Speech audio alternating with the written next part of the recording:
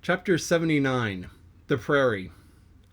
To scan the lines of his face or feel the bumps on the head of the Leviathan, this is a thing which no physiognomist or phrenologist has yet undertaken. Such an enterprise would seem almost as hopeful as for Lavater to have scrutinized the wrinkles on the rock of Gibraltar, or for Gaul to have mounted a ladder and manipulated the dome of the Pantheon. Still, in that famous work of his, Lavater not only treats the various faces of men, but also attentively studies the faces of horses, birds, serpents, and fish, and dwells in detail upon the modifications of expression discernible therein. Nor have Gall and his disciple Spurzheim failed to throw out some hints touching the phrenological characteristics of other beings than man. Therefore, though I am but ill qualified for a pioneer in the application of these two semi-sciences to the whale, I will do my endeavor. I try all things, I achieve what I can. Physiognomically regarded, the sperm whale is an anomalous creature. He has no proper nose, and since the nose is central and most conspicuous of his features, and since it is perhaps most modifies and finally controls their combined expression, hence it would seem that this entire absence as an external appendage must very largely affect the countenance of the whale. For, as in landscape gardening, a spire, cupola, monument, or tower of some sort is deemed almost indispensable to the completion of a scene, so no face can be physiognomically in keeping without the elevated, open-work belfry of the nose. Dash the nose from Phidias's marble Jove, and what a sorry remainder. Nevertheless, Leviathan is of so mighty a magnitude, all his proportions are so stately, that the same deficiency which in the sculptured Jove are hideous, in him is no blemish at all. Nay, it is an added grandeur. A nose to the whale would have been impertinent. As on your physiognomical voyage you sail around his vast head in your jolly boat, your noble conceptions of him are never insulted by the reflection that he has a nose to be pulled. A pestilent conceit, which so often will insist upon obtruding even when beholding the mightiest royal beetle on his throne. In some particulars, perhaps the most imposing physiognomical view to be had of the sperm whale is that of the full front of his head. This aspect is sublime. In thought, a fine human brow is like the east when troubled with the morning. In the repose of the pasture, the curled brow of the bull has a touch of the grand in it. Pushing heaven cannon up mountain defiles, the elephant brow is majestic. Human or animal, the mystical brow is that great golden seal affixed by the German emperors their decrees. It signifies God, done this day by my hand. But in most creatures, nay, in man himself, very often the brow is but a mere strip of alpine land laying along the snow line. Few are foreheads which, like Shakespeare's or Melanthian's, rise so high, and, descending so low that the eyes themselves seem clear, eternal, tideless mountain lakes.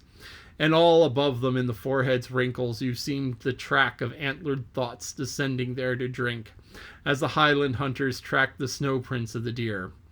But in the great sperm whale, this high and mighty godlike dignity inherent in the brow is so immensely amplified that gazing on it in the full front view, you feel the deity and the dread powers more forcibly than in beholding any other object in living nature. For you see no one point precisely, not one distant feature is revealed, no eyes, ears, or mouth, no face. He has none proper, nothing but that one broad firmament of a forehead, pleated with riddles, dumbly lowering with the doom of boats and ships and men. Nor in profile does this wondrous brow diminish, though that way viewed its grandeur does not domineer upon you so. In profile you plainly perceive that horizontal semi-crescentic depression in the forehead's middle, which, in a man, is Levanter's mark of genius. But how? Genius in the sperm whale? Has the sperm whale ever written a book, spoken a speech? No, his great genius is declared in doing nothing particular to prove it. It is moreover declared in his pyramidical silence, and this reminds me that the great sperm whale has been known to the young Orient world. He would have been deified by their child Magian thoughts. They deified the crocodile of the Nile because the crocodile is tongueless, And the sperm whale has no tongue, or at least it is so exceedingly small as to be incapable of protrusion. If, however, any highly cultured poetical nation shall lure back to their birthright the merry May-Day gods of old, and livingly enthrone them again in the now egotistical sky, and the now unhaunted hill, then be sure, exalted to great Jove's high seat, the great sperm whale shall lord it. Champollion deciphered in the wrinkled granite hieroglyphics, but there is no Champollion to decipher the Egypt of every man and every being's face. Physiognomy, like every other human science, is but a passing fable. If then Sir William Jones, who read in 30 languages, could not read the simplest peasant's face in its profounder and more subtle meanings, how may unlettered Ishmael hope to read the awful Chaldee of the sperm whale's brow? I put that brow before you. Read it if you can. This is the end of chapter 79. Now, Ishmael describes the physiognomy and phrenology as semi-sciences. Nowadays, they're regarded as pseudoscience. Semi meaning half, so he calls it a half science. So he doesn't have a high impression of it. But pseudoscience is what they're referred to now, and pseudo means false. So this is not science. Phrenology and physiognomy were horribly racist philosophies. I'm not even going to call them sciences back in the 1800s, where people were determined to be good or evil, to be malicious or lazy or greedy or avarice, based on physical traits. So he talks about people with a cleft in the forehead being more intelligent. So the size and the shape of the forehead, the length of the nose, the position of the cheekbones, the ratio of finger lengths, all of these things where it's like, oh yes, this completely determines your personality and everything about you. And the thing is that it was pretty much all racist.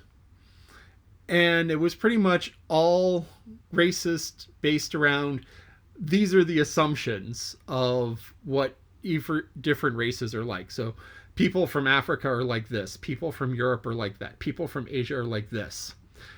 And then you measure the different features, the different head shapes. So it's like, oh, the split in the forebrow must be intelligent because white people have the split in the fore.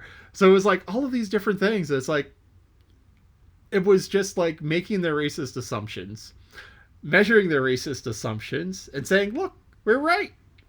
So it was just this horrible, horrible thing. And it was done badly because, of course, they're smart, hardworking black people, just like they're smart, hardworking white people, and smart, hardworking Asians, and smart, hardworking Eskimos, and smart, hardworking people of every race and color. It doesn't matter. Some of them are smart and hardworking. There are some lazy people in every ethnic group. There are some crazy people there, and it's all evenly spread out. But they went and they cherry-picked data and they reassigned things, and it was just terribly done. Now, there are some things which do happen that have slight things, slight changes. There are some genetic defects, Down syndrome, where somebody has an extra chromosome. And because they have an extra chromosome, their brain doesn't develop in the right way. They aren't quite as intelligent. They have heart problems. They have other physical problems because they have this extra little bit of genetics, and this extra little bit of genetics just like interferes with everything. And it has all of these trickle-down effects. And even though they're not as intelligent, they can be valuable members of society. And every one of them that I've met several, and they've all been just the sweetest, nicest people, and they're hardworking. And that hard work really pays off. So they can't do calculus. Well, I don't need to do calculus. Most people don't need to do calculus, but they are nice, they are hardworking, and hard work will get you so much farther than anything else. You're probably going to end up being short because your mom was short. You may be tall because your dad is tall, but anyway, even if you end up short, you can still be a professional basketball player. Muggsy Bogues, professional basketball player, was 5'3". 5'3". That's short for a guy. That's short. That's kind of short for a woman even. But here he was in the NBA at 5'3". That's over a full foot shorter than I am. And I'm not even tall by basketball standards. So here you have people, he's playing against people who are like 7 foot tall. Over 7 foot tall, and he's 5'3". And how does he do that? Hard work and determination. So if you want to be a professional basketball player, work hard. Do your best. And you can overcome lots of things because hard work is really what gets you where you need to go. And hard work and determination will overcome the slight little differences. And with hard work and determination, you can do just about everything. Except grow gills and wings, things like that, You're kind of stuck where you are there. Sorry to tell you, never have gills. I wanted gills as a kid, just swim underwater like Aquaman, but hard work won't get you gills, but you can swim the length of a pool underwater if you try hard enough and practice. So